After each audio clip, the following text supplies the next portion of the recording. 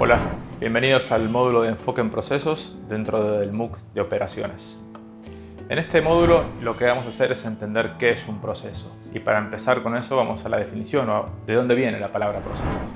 Proceso viene del término latín processus, que a su vez deriva de procedere, que quiere decir pro, hacia adelante, y cedere, caer o avanzar.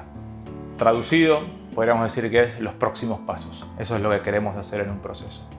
Entonces, ¿cómo lo podemos definir a partir de esto de los próximos pasos? Formalmente, un proceso es una secuencia de acciones planificadas en el tiempo con un fin concreto. ¿Qué componentes tiene un proceso? El primer componente es el input. ¿Qué entendemos por input? Todos aquellos recursos utilizados para desarrollar este proceso. Tenemos luego el output o lo obtenido. ¿Qué es lo obtenido cuando un proceso lo pensamos como aplicado a la gestión de servicios? Una experiencia del cliente. Y esa experiencia la esperamos siempre positiva. Para lograr esa experiencia existe una interacción o un proceso de transformación. En este caso no transformamos materias primas en un producto, sino esos recursos que utilizamos como input en esta experiencia del cliente.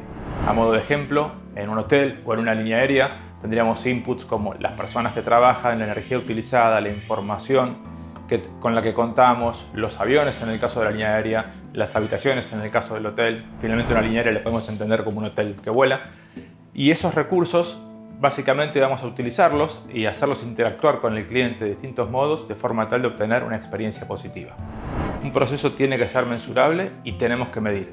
Si no, sería una serie de actividades cuyo resultado desconoceríamos.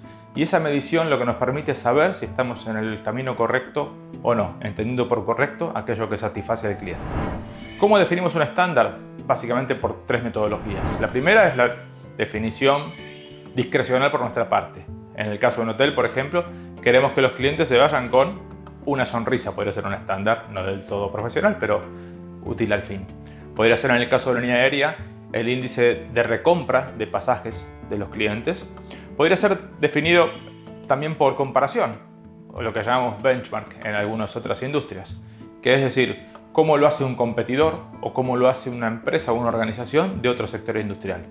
Y la tercera, y a mi juicio más interesante, es la definida por el cliente.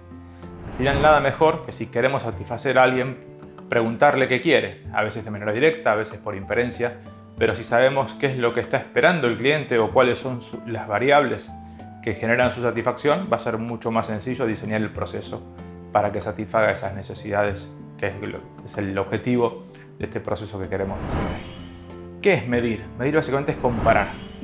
¿Comparar qué? Comparar el resultado del proceso que diseñamos y que ejecutamos con el estándar que hemos elegido para entender si un proceso es exitoso o no, por cualquiera de las tres vías que mencionamos anteriormente. Siempre medir es comparar. Entonces, a partir de esa comparación, lo que vamos a ser capaces es de tener una objetividad importante y acercarnos a la verdad en términos de saber si las cosas las hicimos bien, si las hicimos mal, o si quieren mejor que bien o mal, de acuerdo a las expectativas del cliente o no alcanzamos sus expectativas. ¿Qué herramientas tenemos para diseñar, para desarrollar y para ejecutar estos procesos? La primera y más básica es el diagrama de flujo. El diagrama de flujo podría decir que es la carta del navegante, el plano del arquitecto, el mapa del conductor, la receta del cocinero. Es dibujar las distintas actividades y en el orden que las vamos a realizar para que un proceso sea llevado adelante de la manera prevista. Entonces, la virtud del diagrama de flujo además es que si quieren es un idioma con solo tres símbolos básicos: un rectángulo, un rombo y una flecha. Un rectángulo que simboliza actividades, un rombo que simboliza decisiones y una flecha que simboliza flujo. Entonces, solo con esos tres caracteres podemos escribir un libro equivalente de nuevo al plano del arquitecto o al mapa del navegante. Si sabemos dibujar lo que estamos haciendo, el primer beneficio es que evidentemente conocemos lo que hacemos y podemos transmitir a otros de manera objetiva qué es lo que se espera que realicen en cada una de las etapas del proceso. Una vez que sabemos qué es lo que tenemos que hacer vía el diseño y el dibujo del diagrama de flujo, lo que podemos hacer como primera medida es optimizarlo. ¿Optimizarlo en base a qué? Para empezar, en base a la eliminación de tareas que no agregan valor. Segunda actividad o segundo beneficio es saber hacia dónde vamos. El diagrama de flujo lo que hace es poner en evidencia cuáles son los próximos pasos que vamos a dar. Por otro lado, lo que podemos hacer, sabiendo lo que debemos hacer, es identificar riesgos. Cuando diseñamos un proceso, cuando lo llevamos adelante repetidas veces, vamos a aprender cuáles son los puntos en los cuales el riesgo de falla es mayor, entendiendo la falla como la no satisfacción de las expectativas del cliente. O, por otro lado, el incremento de costos más allá de lo previsto en el plan de negocios de la organización.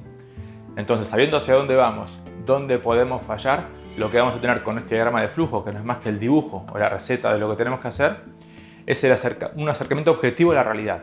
Estamos más cerca de la verdad que si nos basamos en nuestra intuición, que no está nada mal, es muy importante tenerla, pero sí tenemos la objetividad y nos acercamos a la verdad de lo que queremos y debemos hacer.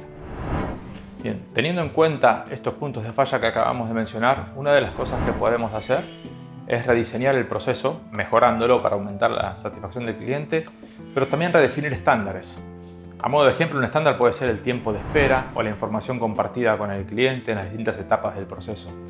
Y por otro lado, desarrollar planes de contingencia. Esto es, qué plan tenemos o cuál es el proceso si falla el proceso que originalmente diseñamos. Y eso es sumamente relevante porque es el principio de la mejora. O sea, ningún proceso va a ser perfecto.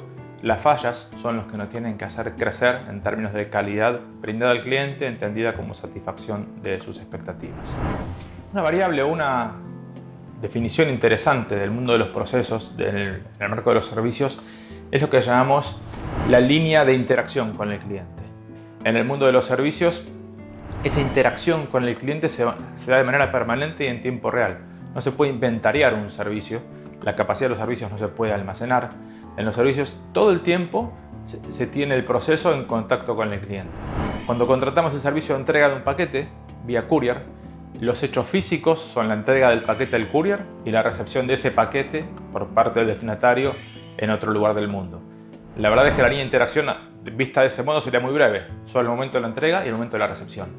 Lo cierto es que para mejorar la experiencia del cliente, que entre otras cosas es disminuir la incertidumbre, durante la ejecución del proceso, los couriers de manera continua mantienen informado al cliente en cuanto al estado del paquete, la ubicación geográfica, el tiempo esperado de arribo y demás variables que pueden ser útiles para minimizar el tiempo de espera.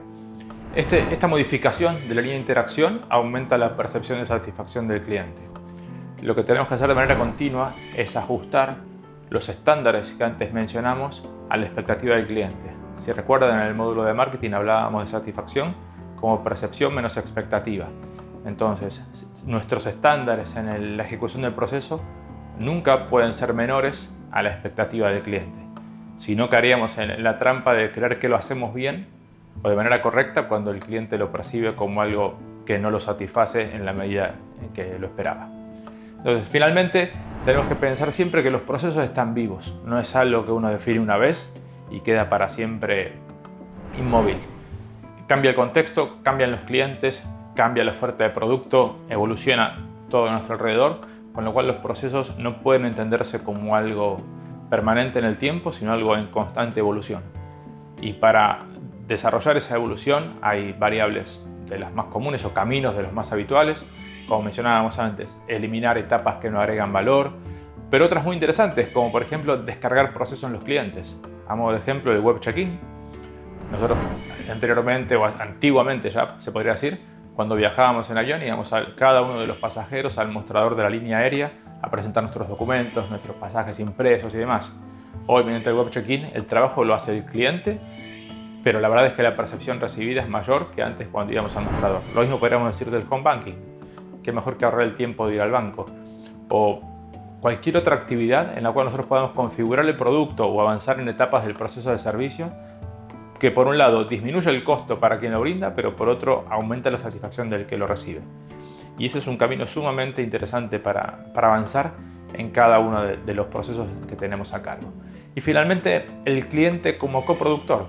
O sea, si dejamos que el cliente, por ejemplo, diseñe el proceso de alguna etapa, ejecute pasos del proceso, como hablábamos recién en el web check-in, y hasta rediseña el proceso en función de lo que necesita. A modo de ejemplo, tiempos de entrega, lugares de entrega, modos de reclamo, canales de comunicación. Todo eso hace de nuevo que aumente la percepción recibida por el cliente. Entonces, a modo de síntesis, Cualquier serie de actividades, cuando estamos brindando un servicio, la podemos pensar como un proceso. Ese proceso es ideal que lo dibujemos, ese dibujo lo llamamos diagrama de flujo. Y esos diagramas de flujo necesitan de la medición para decir que tenemos realmente un proceso. Cuando medimos las acciones que estamos ejecutando, somos capaces de entender si lo hacemos de la manera esperada o no, entendiendo por la manera esperada aquella que está a la par o por encima de los estándares que hemos definido, y contrastando siempre el valor de esos estándares con lo que el cliente está esperando en cada uno de los momentos del servicio. Espero que les haya sido útil y que disfruten las actividades asociadas a este módulo.